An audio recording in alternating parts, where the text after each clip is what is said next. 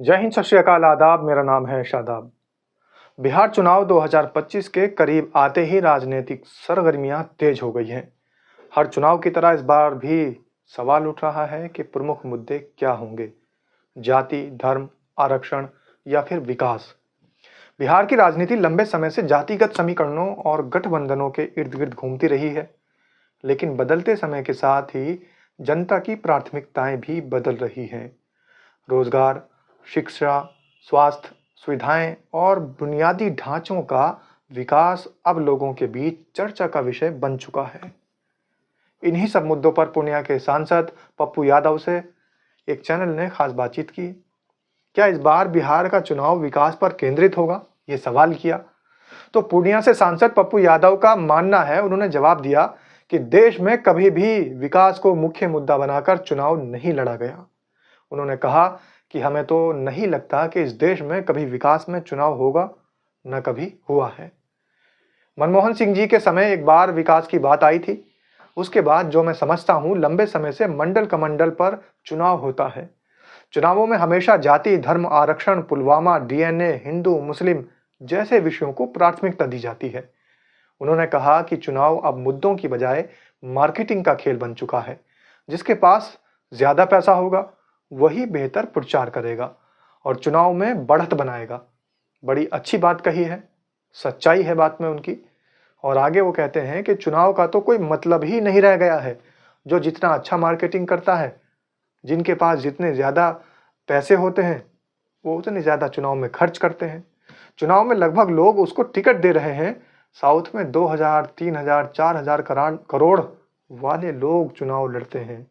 पप्पू यादव ने एक चिंता जताई है कि जिनके पास साउथ में इतने हजारों करोड़ रुपया होता है, वही चुनाव लड़ते हैं।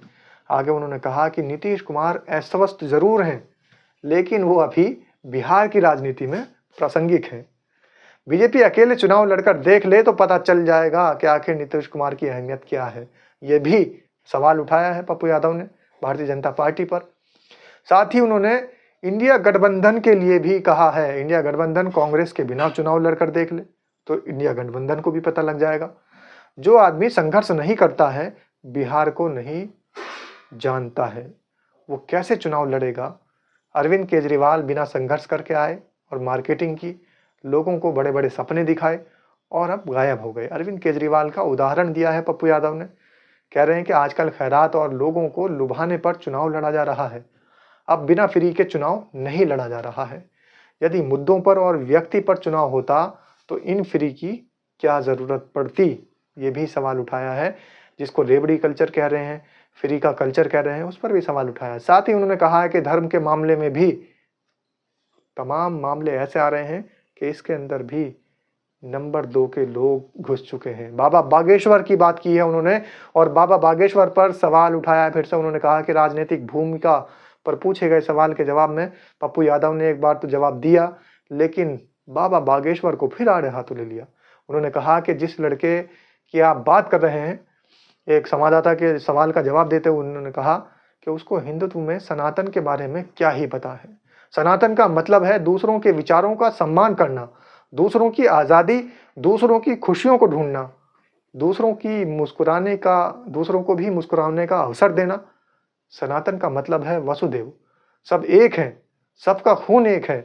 हमारे ही खून से कोई बहुत जो है लोग हैं तो बौद्ध धर्म से जुड़े हुए हैं, हमारे खून से जो बहुत लोग हैं वो इस्लाम धर्म से जुड़े हुए हैं, हमारे ही खून से हैं जो हिंदू धर्म से जुड़े हुए हैं। तो मैं किसी का विरोधी नहीं हूँ, लेकिन कोई आदमी ये कहे कि हमको जो छोड़ेगा हम छोड़ेंगे नहीं, हमको जो छेड़ेगा, ये बात उन्होंने कही थी बाबा बागेश्वर ने कि हमको जो छेड़ेगा हम छोड़ेंगे नहीं, तो वो अपने को हाथी से तुलना करते हैं। कोई संत ऐसी प्रवृत्ति का नहीं हो सकता। ये बात पप्पू यादव ने साफ तौर पर कही है। बिच्छू काटता है तो उसको माफ कर दिया जाता है, संत किसी पर प्रतिक्रिया नहीं देते हैं।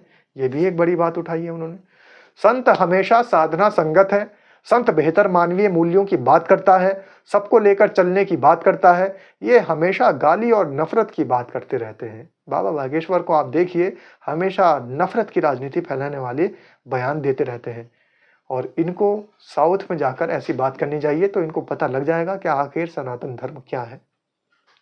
तो पप्पू यादव ने आपने इस इंटरव्यू में साफ तौर पर जाहिर कर दिया कि किस तरीके से राजनीति का भी हनन हो रहा है और सनातन धर्म के अंदर भी सनातन धर्म की आड़ में कुछ लोग अपनी मार्केटिंग कर रहे हैं और राजनीति भी मार्केटिंग से अछूती नहीं रही है।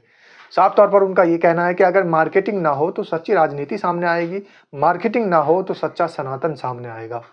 तो आप पप्पू यादव के इस बयान को कैसे देखते हैं? क्या वाकई राजनीति में मार्केटिंग चल रही है? क्या वाकई धर्मों में मार्केटिंग चल रही है? आप भी कमेंट के माध्यम से अपनी राय ज़रूर रखें। इंतज़ार रहेगा। धन्यवाद।